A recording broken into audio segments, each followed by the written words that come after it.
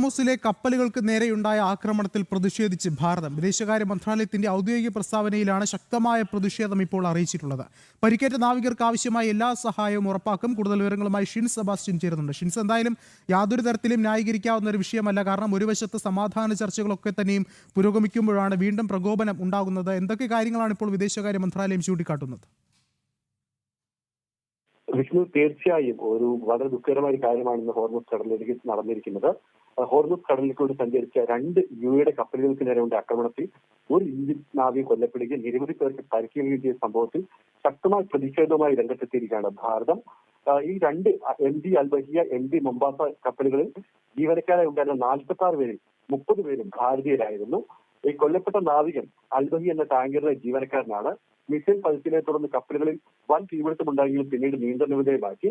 അൽബഹിയ കപ്പലിൽ ഉണ്ടായിരുന്ന 12 ഇന്ത്യക്കാരിൽ മറ്റൊരാൾക്ക് പരിക്കേൽക്കുകയും ചെയ്തിട്ടുണ്ട്.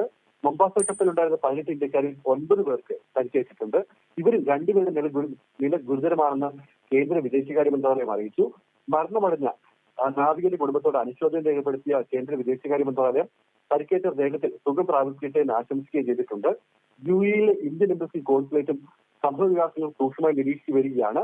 പരിക്കേറ്റ ഭാരതീയ നാവികർക്ക് ആവശ്യമായ എല്ലാ സഹായവും ഉറപ്പാക്കാൻ യുഎഇ അധികൃതരുമായി നിരന്തരം ബന്ധപ്പെടുകയാണെന്ന് കേന്ദ്ര വിദേശകാര്യ മന്ത്രാലയം വ്യക്തമാക്കിയിട്ടുണ്ട്. ഇതോടൊപ്പം തന്നെ സംഭവത്തിൽ പ്രതിഷേധം രേഖപ്പെടുത്താനായിട്ട് ദില്ലിയിലെ ഇറാൻ ഡെപ്യൂട്ടി അംബാസിഡറെ കേന്ദ്ര വിദേശകാര്യ മന്ത്രാലയം വിളിച്ചു വരുത്തിയിട്ടുണ്ട്. Deputy chief of mission Muhammad Jawad ഹുസൈനെയും മറ്റ് ഇറാനി നയതന്ത്രജ്ഞരെയുമാണ് കേന്ദ്ര വിദേശകാര്യ മന്ത്രാലയം വിളിച്ചു വരുത്തിയത്. ഒമാന്റെ അതിർത്തിക്കുള്ളിൽ നടന്ന ആക്രമണത്തിൽ, കപ്പലുകൾക്കെതിരെ ആക്രമണത്തിൽ ഭാരതം ആശങ്ക പ്രകടിപ്പിച്ചതിന് പിന്നാലെയാണ് deputy chief of mission Muhammad Jawad ഹുസൈനെ വിളിച്ചു വരുത്തിയത്. അവരുടെ കടുത്ത പ്രതിഷേധവും ഭാരതം അറിയിച്ചിട്ടുണ്ട്. എന്നാൽ പരിക്കേറ്റവർക്കുള്ള ആവശ്യമായ ചികിത്സ നൽകുന്ന കാര്യങ്ങളടക്കം കേന്ദ്ര വിദേശകാര്യ മന്ത്രാലയവും യുഎയിലെ നയതന്ത്ര കാര്യാലയങ്ങളും ഇപ്പോൾ കാര്യക്ഷമമായി ഇടപെടുന്നുണ്ട്. വിഷ്ണു, ശരി, ഷിൻസാണ് വിശദമായ വിവരങ്ങൾ നൽകിയത്.